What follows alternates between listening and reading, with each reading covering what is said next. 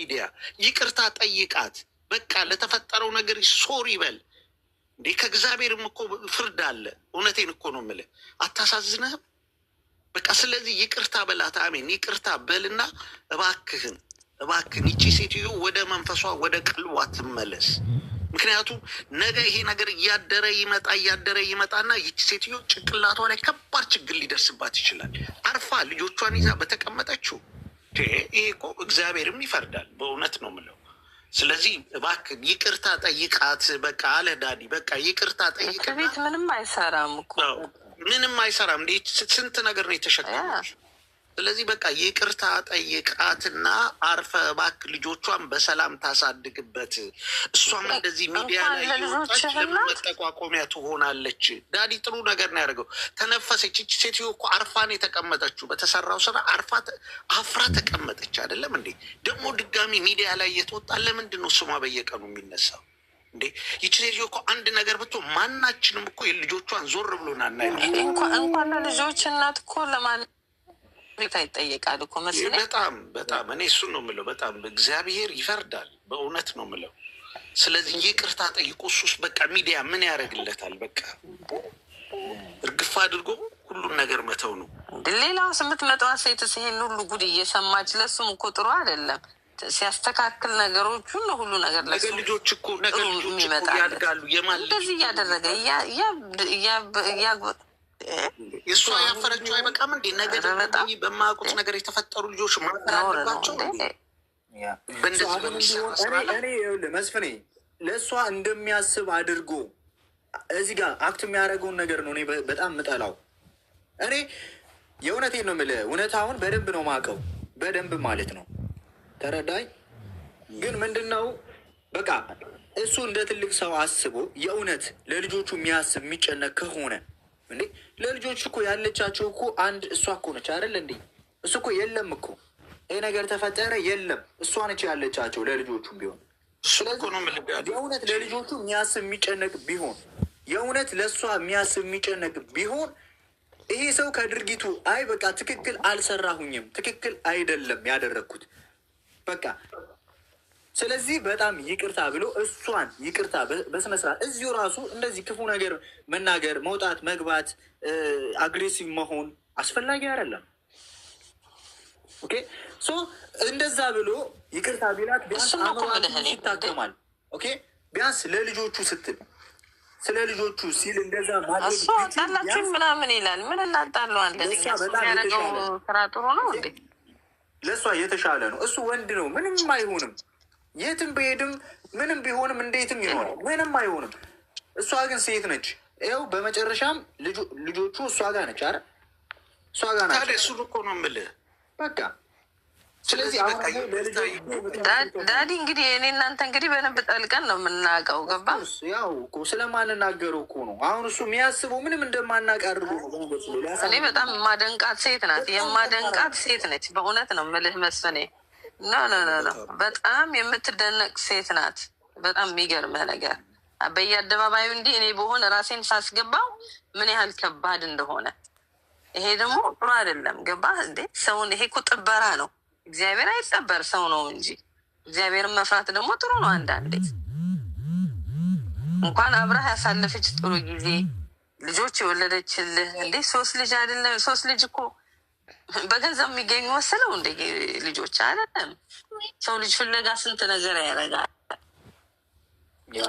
ግን አሁን ይኸውልሽ እሷ ጋር ምንም ነገር ሊለዩ አይችልም። አብረው ባይኖሩም በመሀል ልጆች አሉ። ይህን ማሰብ አለብን። ጥያቄ የለውም። ዳዲ ተጎድታለች 100%። ግን ከኛ በላይም ሳይካትሪስቶች አሉ። ገባሽ? ቴራፒ ብታደርግ በእውነት በቃ እግዚአብሔር ከልብሽ ያውጣልሽ።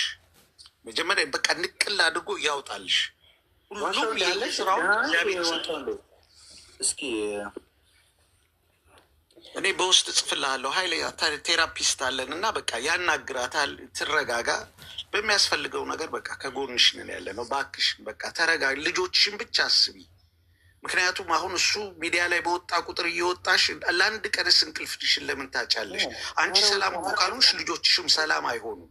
አይበጥብጣት በቃ እሱ ህይወቱን ሰላም እያነሳኝ እያያችሁ እየመጣኝ ሰላሜን ይነሳኝ። ልጆች አሉ፣ ልጆች ላይ ያሉ ልጆች ትናንሾች ናቸው። ገና እኔን እንኳን ማጽናናት የማይችሉ ልጆች ናቸው። በዛ ላይ በሰው ሀገር ያሉት ብቻዬን ነው የምኖረው፣ ብቻዬን ነው።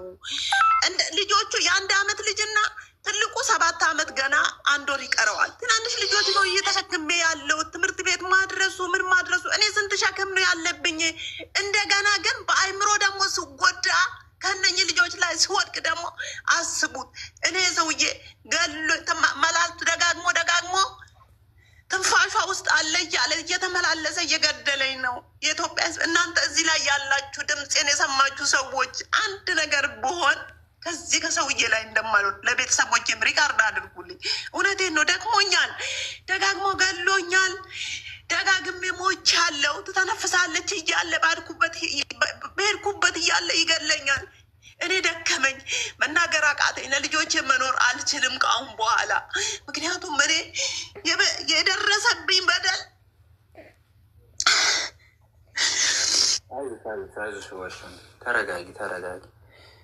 ተረጋጊ። አንቺ በጣም ጠንካራ ሰው ነሽ በእውነት። ይህን የምለው ዝም ብዬ ልክ እንደ ሌሎቹ እንደ አዲስ እየሰማሁት ሳይሆን የእውነት እውነታውን ስለማቅ ከዛ ተነስቼ ነው። እና በጣም ጠንካራ ሴት ነሽ። ይህንን መርሳትም የለብሽም። ኦኬ፣ ብዙ ነገር ታግሰሻል፣ ብዙ ነገር ችለሻል። ከዚህም በላይ ትችያለሽ።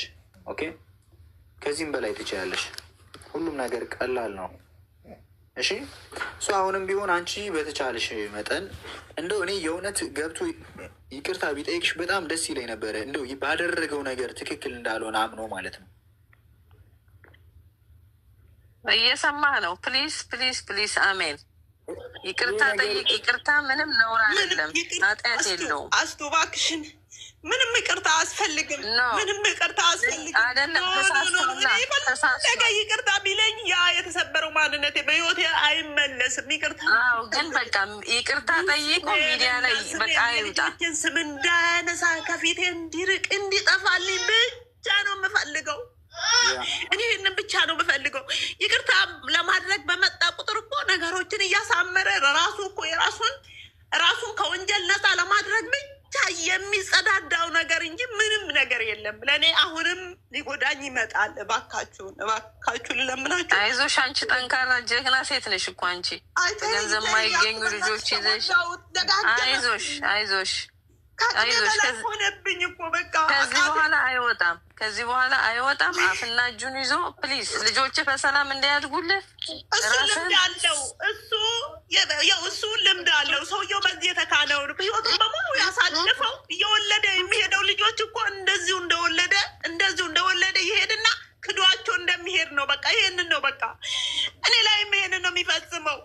ሰውየው በዚህ የተካነ ነው። ሰውየው በዚህ ልማድ አለው። እኔ ደግሞ አጋጣሚ ሆነው እድል እዚህ ላይ ጥሎብኝ ይሄው ተጎዳው፣ ይሄው ተሰበርኩኝ። አሁን አታልቅሽ፣ ልጆችሽ ፊት አታልቅሽ። ፕሊስ ራስሽን አረጋጊ።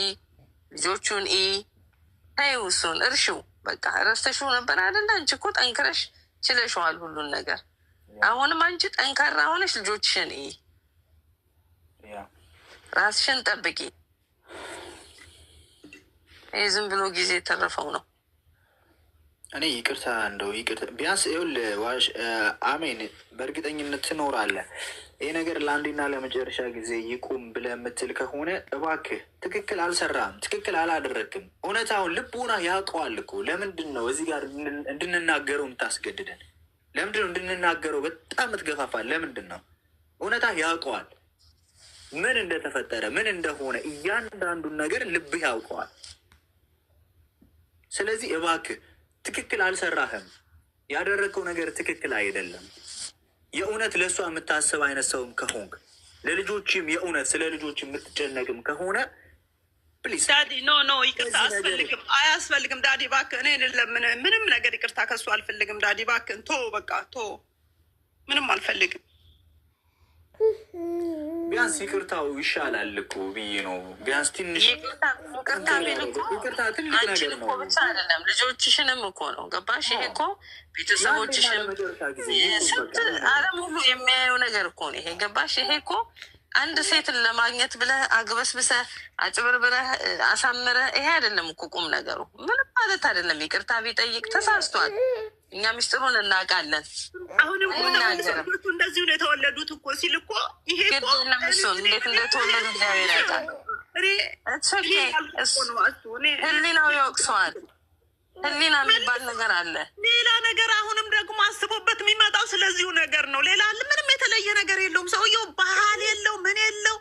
ይሄ በቃ ሃይማኖት የለሽ እኮ ነው። ይሄ በቃ ምንም ነገር ሰው እግዚአብሔርን መፍራት የሚችል ሰው እኮ ቢኖር እኮ ይህን ሁሉ አያደርግም ነበረ። አየሽ፣ አንዳንድ ጊዜ አይምሯችን ለከንቱ ነገር ሲሰጠን ገና የሰይጣን መጫወቻ ይሆናል። ታያለሽ። እኔ ይኸውልሽ፣ እኔ ከኔ ጋር ያለው ሰማይና ምድር የፈጠረ እግዚአብሔር ነው። የምተማመነው በእግዚአብሔር ስለሆነ የፈለገ ስጋ ለባሽ ሆኜ እንኳን ብወድቅ እነሳለሁ። እስከዛሬ የሚያደረሰኝ እግዚአብሔር ነው። ስለዚህ ምንም ነገር በቃ ይቅርታም አያስፈልግም። ይልቁንስ አፉን ዘግቶ ከዚህ ዞር ይበል። ያ ከዚህ በኋላ አያስፈልግም። ወረቀት ማቅረብ ምናምን ማቅረብ አያስፈልግም። ወረቀቱን ታውቀዋለህ አንተ። እኛ